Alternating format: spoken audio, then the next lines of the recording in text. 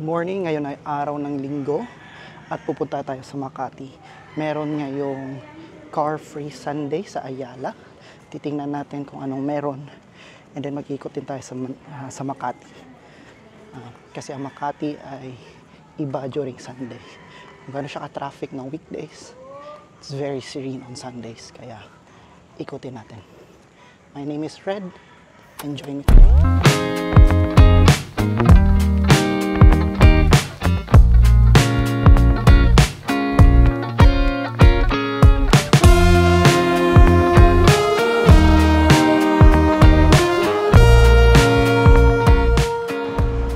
Nandito ako ngayon sa Coronado Street sa Barangay Jolo.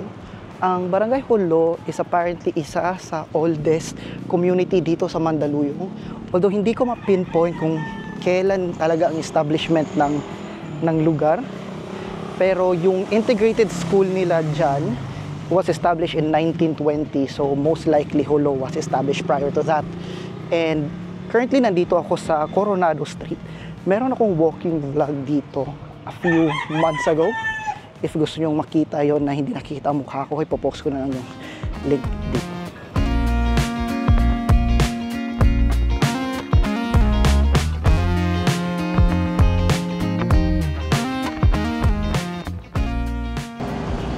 Di ko alam anong ginagawa ng water district dyan, Manila Waters.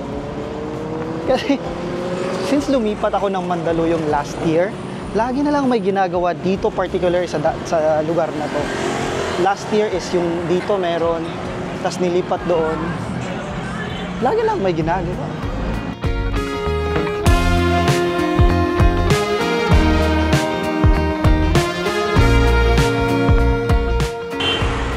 This is a kilometer mark. Nagkalat ito sa buong Pilipinas across the National Highway. Basically, tinuturo niya ang next na daan and then papunta sa Manila. So itong 10 kilometers na nandito, it means 10 kilometers from here to Luneta, and then ito dito is yung M is Mandaluyong or maybe Makati, 1 kilometer to the next town. By the way, if interested kayo sa mga night walk, meron akong night walk dito sa Coronado Street. I'll post the link here. Maganda ang Coronado paggabi.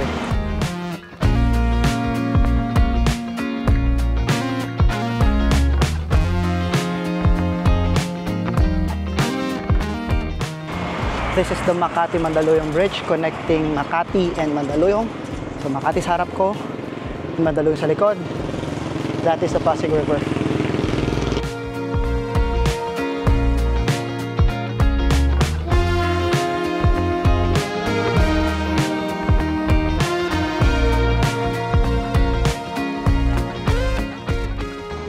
Sa likod ko ay ang St. Peter and Paul Parish Church ng Makati. This is one of the oldest church dito sa lungsod, established by the Jesuit noong 1620. Originally named San Pedro de Makati Church, but then later changed in 1965 to St. Peter and Paul. They included St. Paul's name during the Vatican II reforms. And noong Philippine-American War, 1899, this is one of the headquarters of the Americans and their hospital. So this one saw a lot of history.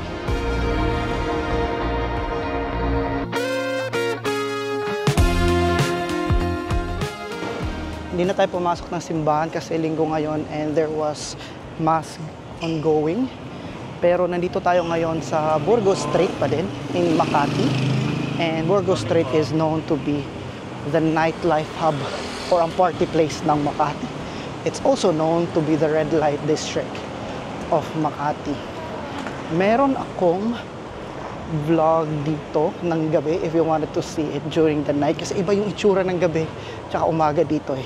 So i-post ko na lang yung link ng video ko dito ng Burgos nightlife.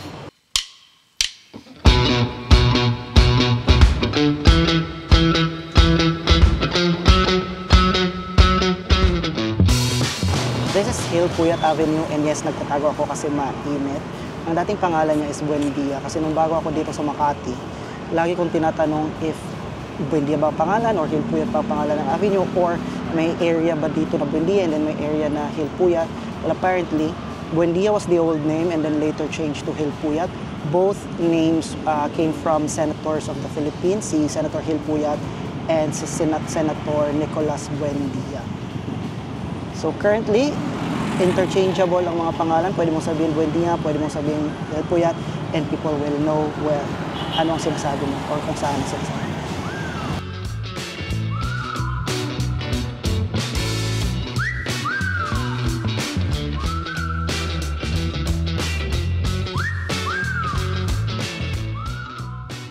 Nandito na tayo ngayon sa Makati Central Business District or the Makati CBD.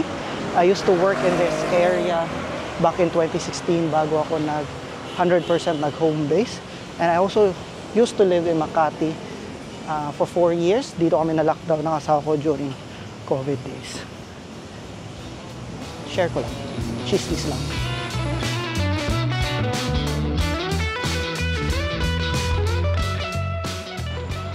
That man standing proud was Sultan Muhammad Kudarat, the Sultanate of Maguindanao from 1619 until his death in 1671. He fought the Spaniards during the Spanish colonization of the country, but then he sought for a more peaceful treaty, peaceful diplomatic approach with the Spaniards only because he realized it's draining resources and killing a lot of people.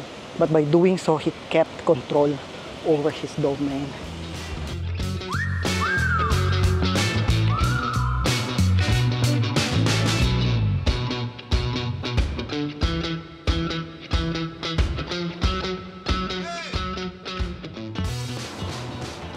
Nandito na tayo ngayon sa Ayala Avenue for a car-free Sunday in Ayala. The event started way back September of 2023 and wala pa namang news na ititigil ito. It started with around 12,000 participants and ngayon nasa around 19,000 na daw sila. The purpose of this activity is to encourage everyone to go out, exercise, do activities. Kaya marami kang nakikitang mga nag-walking, nagba-biking, nagja-jogging, and then meron din mga special activities like gano'n na may mga batang nagre-racing ng kanilang bike. Now, this happens every Sunday from 6 a.m. to 10 a.m.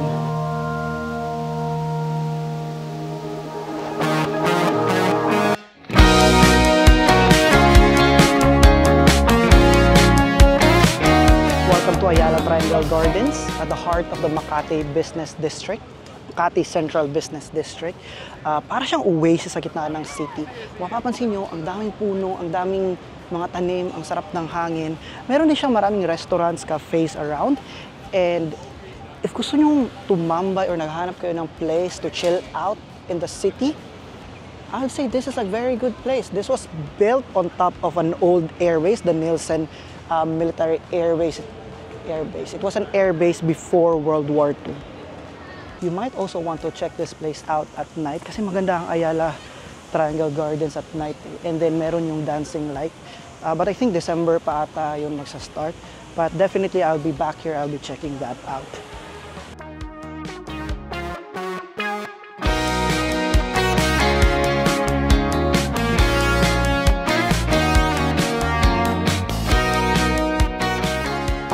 Binuksan na nila yung daan.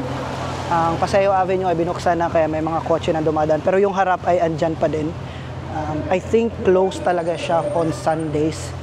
Kaya pupunta tayo doon at kakain tayo. But unfortunately, since bukas na yung daan, we cannot cross the road na sa taas. Kaya bababa tayo. Dadaan tayo ng underpass. Malapit lang naman to.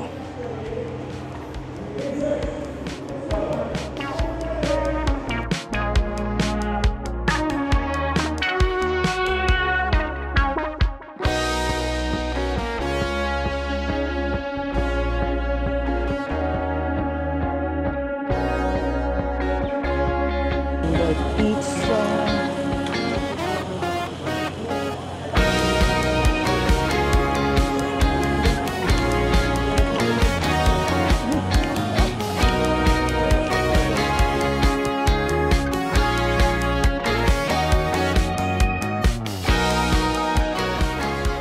Guys, this is what I'm saying. Ganito kaganda maglakad dito sa Paseo de Rojas. Especially ngayon na walang mga sasakyan. Kita niyo yung hilera ng mga acacia tree? Amazing.